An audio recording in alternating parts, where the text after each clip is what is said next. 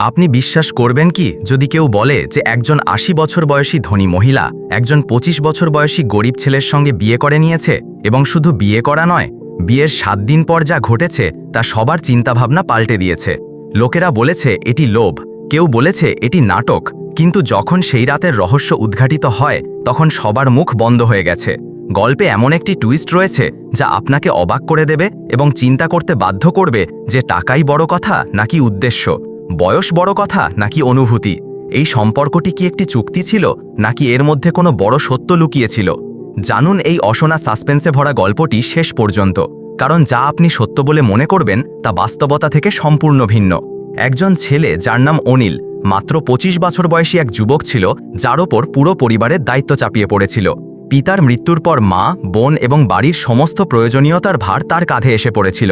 তার মা অনিতা একটি গুরুতর রোগে ভুগছিলেন, যার চিকিৎসায় সব জমাপুঁজি শেষ হয়ে গিয়েছিল। তার ছোট বোন কাজল স্কুলে পড়ছিল এবং তার ফি, বই এবং বাকি খরচগুলো অনিলের জন্য একটি ভারী বোঝা হয়ে উঠছিল। এত কম বয়সে জীবন অনিলকে এত দায়িত্বশীল করে তুলেছিল যে তার মুখে সময়ের আগেই বুড়ো লাগছিল। সে দিন রাত পড়াশোনা করত, পরিশ্রম করত এবং ছোটখাটো কাজের মাধ্যমে কোনো রকমে বাড়ি চালাত। তার মুখে চিন্তার রেখা এবং চোখের নিচে কালো ঘেরা স্পষ্ট দেখাচ্ছিল যে সে ভেতরে ভেতরে সম্পূর্ণ ভেঙে পড়েছে। ঋণদাতারা প্রতিদিন তার দরজায় এসে হানা দিত। একদিন সে একটি সস্তা চায়ের দোকানে গিয়েছিল এবং পকেট থেকে সিক্কা বের করে গুনে দেখছিল যে চায়ের টাকা পূর্ণ হচ্ছে কিনা। তখন তার নজর পড়ল দূরে দাঁড়ানো এক মহিলার ওপর, যিনি সর্বক্ষণ তাকিয়েছিলেন। তিনি কোনো সাধারণ মহিলা ছিলেন না, তার নাম ছিল হামিদা মালিক। তিনি ব্যবসায়ের জগতের একটি বড় নাম ছিলেন। মহঙ্গা শাড়ি, ভারী গয়না এবং আত্মবিশ্বাসে ভরা ব্যক্তিত্ব অনিলকে অবাক করে দিয়েছিল। হামিদা হেসে জিজ্ঞেস করলেন, তুমি কি অনিল বর্মা? অনিল একটি ক্লান্ত কণ্ঠে উত্তর দিল, হ্যাঁ আমি। কিছুক্ষণ তিনি তাকিয়ে রইলেন, তারপর বললেন, আমি জানি এখন তোমার জীবনে কি চলছে। তোমার মায়ের রোগ, বোনের পড়াশোনা এবং ঋণের ভার, আমি সব জানি। অনিল অবাক হয়ে গেল। সে লজ্জায় জিজ্ঞেস করল, আপনি কে আর আমার সম্পর্কে এত কিছু আপনি কিভাবে জানলেন? হামিদা একটি হালকা হাসির সঙ্গে উত্তর দিলেন, যদি তুমি চাও তাহলে আমি তোমার ভাগ্যই বদলাতে পারি, তবে এর জন্য একটি মূল্য দিতে হবে। আমার সঙ্গে বিয়ে করো। হামিদার এই কথা শুনে অনিল যেন স্তব্ধ হয়ে গেল। সে একটু ইতস্তত করে বলল, আপনি এমন কথা বলছেন কিভাবে? তবে হামিদা সম্পূর্ণ গম্ভীর ছিলেন। তার চোখে নেই কোনো রসিকতা, নেই কোনো দ্বিধা। তিনি সরাসরি বললেন, আমি তোমার সঙ্গে বিয়ে করতে চাই। অনিল কিছু বলার আগেই হামিদা কথা এগিয়ে দিলেন, এটি কোনো চলচ্চিত্রের ডায়ালগ নয়। আমি একটি প্রস্তাব দিচ্ছি, সরল, স্পষ্ট এবং সত্য। যদি তুমি হ্যাঁ বলো তাহলে তোমার মায়ের চিকিৎসা আমার দায়িত্ব, তোমার বোনের পড়াশোনার সম্পূর্ণ খরচ আমি বহন করব এবং যে ঋণ তোমার জীবনে ভার হয়ে আছে তা আমি শেষ করে দেব। অনিলের হৃদয় যেন বহু প্রশ্নের ঝড়ে আটকে গেল। সে কিছুক্ষণ চুপ থাকল, তারপর বলল, এবং এর বিনিময়ে? হামিদা তৎক্ষণাৎ উত্তর দিলেন, শুধু একটি জিনিস, তোমাকে আমার সঙ্গে আইনি রূপে বিয়ে করতে হবে। আমি কোনো জোর করব না, তোমার জীবনে হস্তক্ষেপ করার ইচ্ছা নেই। বিয়ের পরেও তুমি তোমার ইচ্ছা মতো বাঁচতে পারবে, তবে কিছু শর্ত থাকবে যার পালন করা জরুরি। কথাগুলো শোনার মধ্যে সহজ মনে হচ্ছিল, কিন্তু অনিল জানত যে বাস্তবতা এতটাই সরল নয়। সে কিছু না বলে সেখান থেকে চলে গেল এবং হামিদাও তার মহঙ্গা গাড়িতে উঠে হাওয়েলির দিকে ফিরে গেলেন। কয়েকদিন কেটে গেল, কিন্তু যেন পরিস্থিতি অনিলের চিন্তার ওপর নজরদারি করে দিয়েছে। বাড়ির বাইরে দাঁড়ানো ঋণদাতা, মায়ের অবনতি অবস্থা এবং বোনের অপূর্ণ স্বপ্ন, সবকিছু তাকে ভেতরে ভেতরে ভেঙে ফেলছিল। অবশেষে একদিন সে হামিদার কাছে গেল, ক্লান্ত কণ্ঠে বলল, আমি প্রস্তুত। তারপর সব দ্রুত ঘটল। আইনি কাগজপত্রে স্বাক্ষর হল, কিছু সাক্ষী উপস্থিত ছিল এবং একটি সরল বিয়ে সম্পন্ন হল। অনিল প্রথমবার কোনো এমন হাওয়েলিতে পা রাখল যা স্বপ্নের চেয়েও বেশি প্রশস্ত ছিল। চারিদিকে রয়্যাল পরিবেশ, অলিশান আসবাবপত্র, সঙ্গমরমর দিয়ে ঝকঝকে মাটি এবং দেওয়ালে ঝোলানো পেইন্টিংস, যেন কোনো রাজা নিজ মহলে ফিরে এসেছে। প্রতিদিক থেকে এমন একটি অনুভূতি হচ্ছিল যে হামিদা শুধু ধনী নন বরং শক্তিশালীও আছেন। চাকর বাকর বিনা কথায় তার ইঙ্গিত বুঝে নিত। অনিল বুঝে গিয়েছিল এই মহিলা সাধারণ নন এবং তার জীবন আর আগের মতো থাকবে না। তার কাছে বছরের পর বছর কাজ করা চাকরও তার সামনে চোখ নিচু করে দাঁড়িয়ে থাকত। হাওয়েলিতে কাজ করা সুন্দরী যুবতী যদি অনিলের সঙ্গে কথা বলতো তাহলে খুব সীমিত শব্দে উত্তর দিয়ে চুপ মেরে যেত, যেন ভয় হতো যে নতুন সাহেবের মনে কিছু খারাপ লাগতে পারে। রাতের নিস্তব্ধতায় তাকে মনে হতো যেন সব কিছু তার ইচ্ছা মতো হচ্ছে, কিন্তু একটি ঘুটঘুটে অনুভূতিও হতো। যখন সে পিছনে তাকাতো তখন খালি জায়গার সীমা কিছু চোখে পড়ত না। সময়ের সঙ্গে সঙ্গে অনিলকে হাওয়েলির সবচেয়ে বড় রহস্যের পাতা উল্টে দেওয়া শুরু হলো। দ্বিতীয় তলায় একটি ভারী এবং বিশাল দরজা ছিল, যা সব সময় বন্ধ থাকত, যার ওপর একটি বড় তালা লাগানো ছিল। সেই দরজার কড়া নজরদারি হতো। অনিল ভাবতে লাগল, সেই দরজার পিছনে এমন কি লুকিয়ে আছে যা এতটাই নিরাপদে রাখা হয়েছে। অনিল এবং হামিদার মধ্যে সম্পর্ক ছিল, তবে আবেগমূলক যোগাযোগ এখনও ঘটেনি। হামিদা চাইতেন যেন অনিল স্বেচ্ছায় তার কক্ষে আসে, জোর করে নয়। তিনি অনিলকে খুব পছন্দ করতেন, কিন্তু অনিল এখনও তার থেকে দূরত্ব বজায় রেখেছিল। হামিদা প্রায় তার ব্যবসায়িক কাজে ব্যস্ত থাকতেন। যখন দুজন পরস্পরের সঙ্গে কথা বলতো তখন তা খুব ছোট এবং শুধুমাত্র আনুষ্ঠানিকতায় সীমাবদ্ধ থাকত। হামিদা প্রায় তার কুশল জানতেন, কিন্তু অনিল শুধু প্রয়োজন হলে কথা বলতো, না রৌদ্র চুপ করে থাকত। হামিদা প্রতিদিন অনিলের সঙ্গে একসঙ্গে টেবিলে বসে খেতেন। কোনো বিষয় দুজন একে অপরের কাছে কিছু বলতো না এবং একে অপরের পরিবার সম্পর্কে জানার চেষ্টাও করত না, যেন দুজনের জগৎ সম্পূর্ণ আলাদা। একবার রাতের সময় ছিল এবং হাওয়েলিতে নিস্তব্ধতা ছড়িয়েছিল। অনিল নিজের কক্ষের দিকে মুখ ঘোরালো, তখন তার নজর পড়ল হাওয়েলির একটি ভিন্ন অংশে, যেখানে আলো জ্বলছিল। এটি দেখে সে সেখানে থেমে গেল। সে দেখল যে আলোটি হামিদার কক্ষ থেকে আসছে। এই কক্ষটি হাওয়েলির মাঝখানে সবচেয়ে বড় অংশে ছিল। হামিদার সঙ্গে আর কারোর সেখানে যাওয়ার অনুমতি ছিল না। হামিদা অনিলকে তার কক্ষে ডাকার জন্য উৎসুক ছিলেন, কিন্তু অনিল কখনো সেই কক্ষে যাওয়ার চেষ্টা করেনি। সে নিজেকে জোর করে সংযত রাখত। আরেকটি কক্ষ ছিল যার উপর একটি শক্ত তালা লাগানো ছিল। অনিল সেখানে যাওয়ার চেষ্টা করত, কিন্তু কেউ না কেউ তাকে বাধা দিত এবং বলতো, সাহেব, সেই কক্ষে যাওয়া নিষেধ। অনিল অবাক হয়ে জিজ্ঞেস করত কেন এমন, কিন্তু তাকে কখনো কোনো উত্তর পাওয়া যেত না। এক রাতে সে ধীরে ধীরে সেই কক্ষের দিকে পা বাড়ালো। দরজার কাছে গিয়ে কান লাগিয়ে শুনল যে হামিদা কার সঙ্গে কথা বলছিলেন, এবং যে ধরনের ভঙ্গিতে তিনি কথা বলছিলেন তা শুনে অনিলের হৃদয় দ্রুত ধকধক করতে লাগল। তাকে বুঝতে পারা যাচ্ছিল না যে এমন কোনো রহস্য আছে যা হামিদার জীবনের সঙ্গে জড়িত, কিন্তু এখন তার বিশ্বাস হয়ে গিয়েছিল যে অনেক কিছু এমন আছে যা তাকে লুকিয়ে রাখা হয়েছে।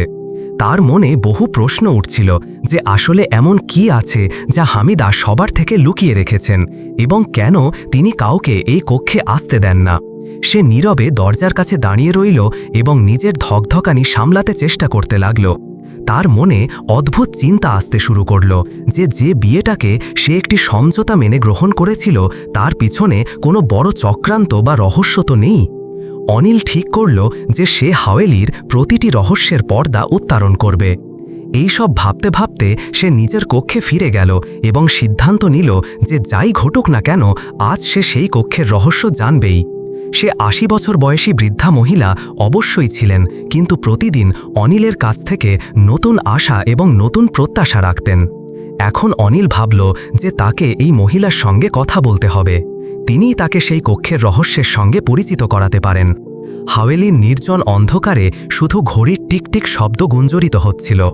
রাতের তৃতীয় প্রহরে অনিল সেই কক্ষে যাওয়ার জন্য প্রস্তুত হল। সে হামিদার একটি বিশেষ চাকরানির সঙ্গে কথা বলল, যিনি ২২ বছর বয়সী খুব সুন্দরী মেয়ে ছিলেন, যার নাম কিরণ ছিল। অনিল কিরণের কাছে অনুরোধ করল যে তাকে তার স্ত্রী হামিদার সঙ্গে দেখা করতে হবে। কিরণ অনুমতি নিতে হামিদার কাছে চলে গেল। কিরণ ছাড়া আর কেউ হামিদার কাছে যেতে পারত না। যেই মাত্র কিরণ হামিদাকে অনিলের ইচ্ছা জানালো, হামিদা হাসি মুখে উঠে পড়লেন এবং তিনি কিরণের হাত চুম্বন করে বললেন, জলদি পাঠাও। কিরণ অনিলকে যাওয়ার অনুমতি দিল। অনিল একজন ২২ বছর বয়সী, সুন্দর, শক্তিশালী এবং প্রতিভাবান যুবক ছিল। সে গিয়ে হামিদার দরজার ঘণ্টি বাজাতে লাগল। হামিদা দরজা খুললেন এবং পুরো হৃদয় দিয়ে তার স্বাগত জানালেন। অনিলও ভাবছিল, যতক্ষণ না এর কাছে খুশি করব, নিজের করে না তুলব, ততক্ষণ রহস্য কিভাবে প্রকাশ হবে। কক্ষ গোলাপের সুগন্ধে মেতে উঠেছিল। হামিদা দাঁড়িয়েছিলেন, মুখে উজ্জ্বলতা, চোখে ভালোবাসার আলো। যেই মাত্র অনিল কক্ষে প্রবেশ করল, তার হৃদয় জোরে জোরে ধকধক করতে লাগল। অনিল অবাক হয়ে বলল, হামিদাজি, আপনি তো ২০ বছর বয়সী মেয়ে লাগছেন, এটা কিভাবে সম্ভব? হামিদা হেসে উঠলেন। তার মুখে একটি বিশেষ উজ্জ্বলতা ছিল। তিনি ধীরে ধীরে অনিলের কাছে এসে বললেন, ভালোবাসায় বয়সের কোনো সীমা নেই। অনিল, যখন একজন মহিলা হৃদয় দিয়ে ভালোবাসে তখন তার আত্মা যুবতী হয়ে ওঠে। আমি তোমাকে শুধু আমার ধন সম্পদ এবং হাওয়েলির উত্তরাধিকারী হিসাবে গড়ে তুলিনি, বরং হৃদয়েরও মালিক বানিয়েছি। কক্ষ পুরোপুরি ভালোবাসার নমিতে ভরে গিয়েছিল। আজ আমি তোমার, শুধুমাত্র তোমার। হামিদার চোখে হালকা নমনী এবং ঠোঁটে ভালোবাসা ফুটে উঠছিল। আমি এই ভালোবাসার অপেক্ষায় অনেক কিছু হারিয়েছি। যৌবন চলে গেছে, সম্পর্ক, কিন্তু হৃদয় এখনো ধরফর করছে। অনিল তার হাত ধরে নিল। দুজনের হাতের মাঝের উষ্ণতায় একটি নতুন শুরুর শিখা জ্বলে উঠল। অনিল বলল, হামিদাজি, আমাকে ক্ষমা করো।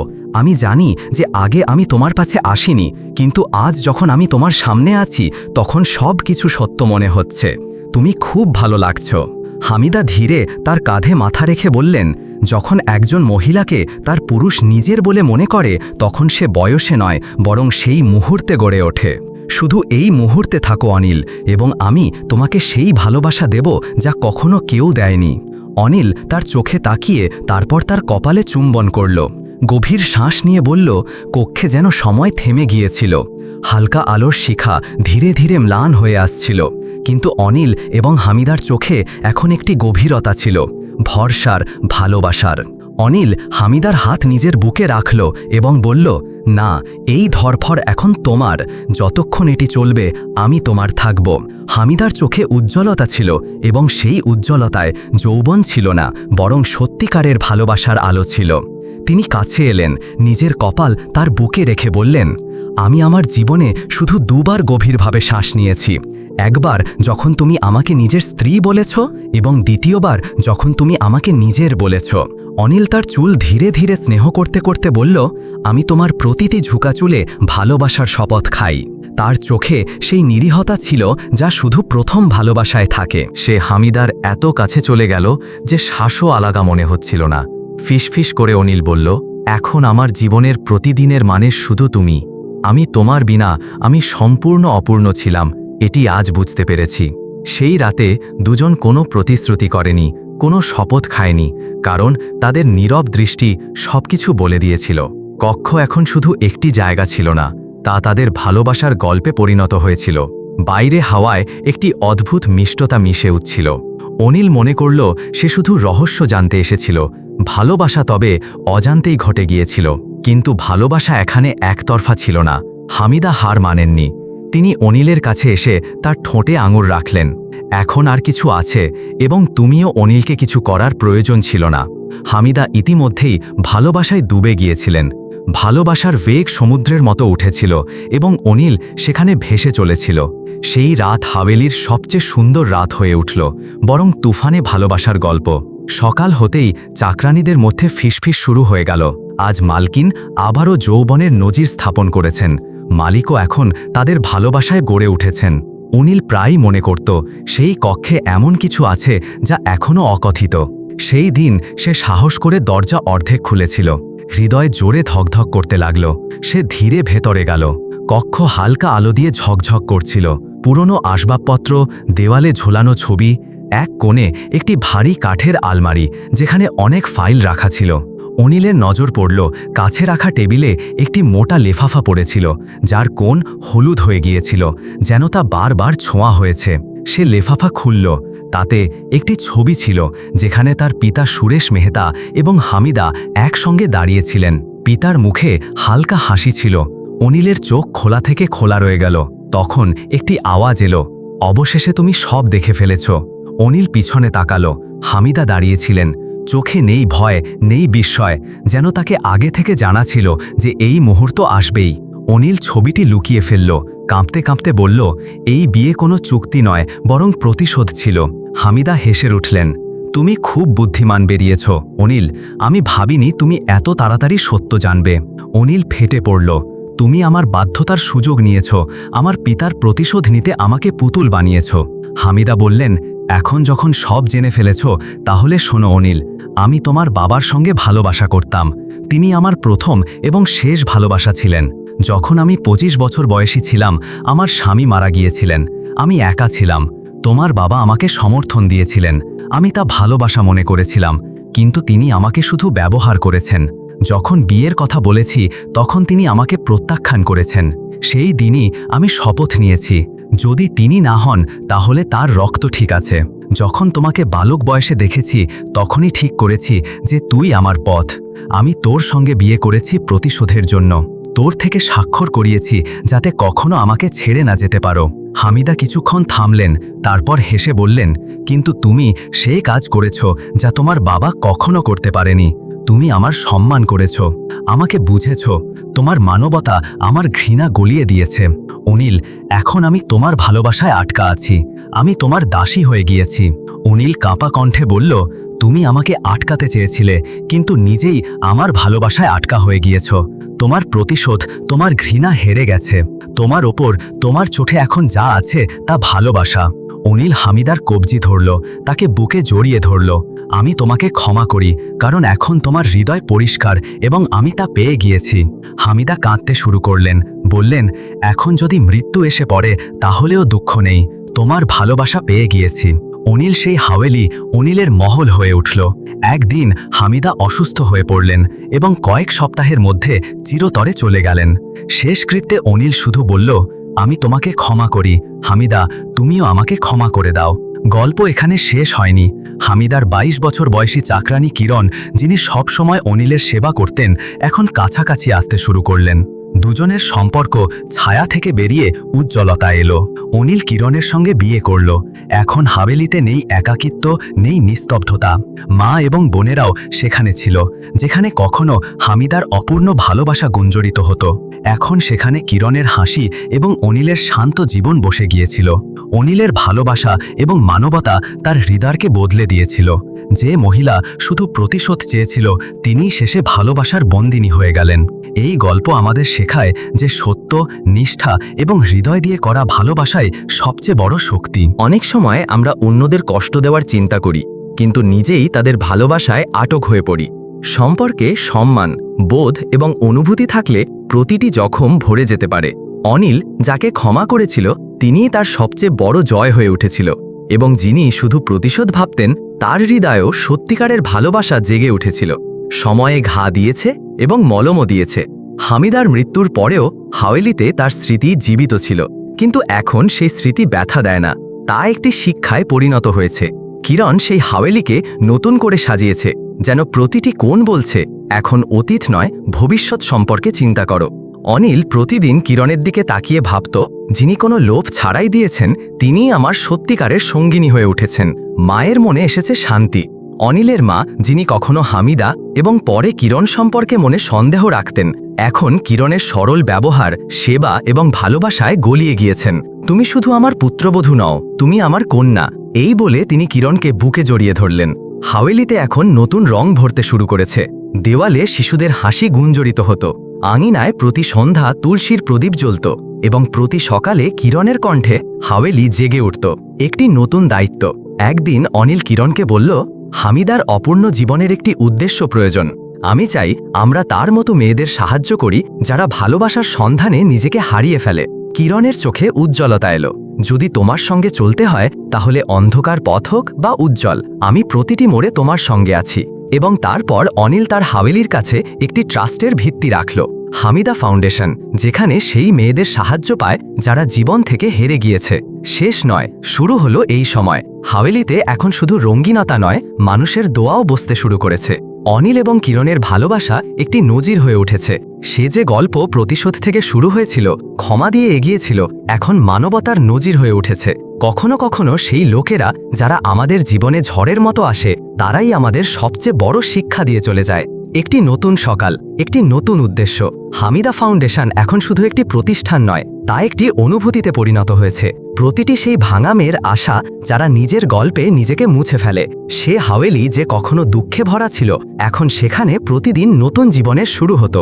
অনিল এবং কিরণ এখন শুধু স্বামী স্ত্রী নয়, একটি চিন্তার সহযাত্রী হয়ে উঠেছে। কখনো ভালোবাসা অনিলকে বদলে দিয়েছিল, এখন সেই ভালোবাসা এবং ক্ষমা বিশ্বের সামনে একটি মিশন হয়ে দাঁড়িয়েছে। প্রতি মাসে ট্রাস্টে নতুন কেস আসে, কেউ তিরস্কৃত প্রেমিকা, কেউ বিয়ের নামে প্রতারিতা যুবতী, কেউ সমাজে হেরে যাওয়া কন্যা, এবং প্রত্যেকের কাছে একটি নতুন শুরুর আশা পাওয়া যায়। তাই বন্ধুরা, যদি আপনাদের এই ভাবনাময় হৃদয় স্পর্শ করা এবং জীবনের সত্যতা প্রকাশ করা গল্পটি পছন্দ হয়, তাহলে ভিডিওটি লাইক করুন, আপনার বন্ধুদের এবং পরিবারের সঙ্গে শেয়ার করুন, যাতে এই বার্তা এবং এই অনুভূতি প্রত্যেকের কাছে পৌঁছায়। এবং হ্যাঁ, এমন আরও গল্প যা কখনো কাঁদায়, কখনো শেখায় এবং কখনো জীবনকে নতুন দৃষ্টিকোণ দেয়, তার জন্য আমাদের চ্যানেলটি সাবস্ক্রাইব করতে ভুলবেন না। বেল আইকনটি অবশ্যই অল সেট করুন, যাতে পরবর্তী গল্পের ঘণ্টা প্রথমে আপনার কাছে বাজে। আপনাদের সঙ্গই আমাদের শক্তি। ধন্যবাদ। আবার দেখা হবে একটি নতুন গল্প, একটি নতুন শিক্ষা এবং একটি নতুন অনুভূতির সঙ্গে।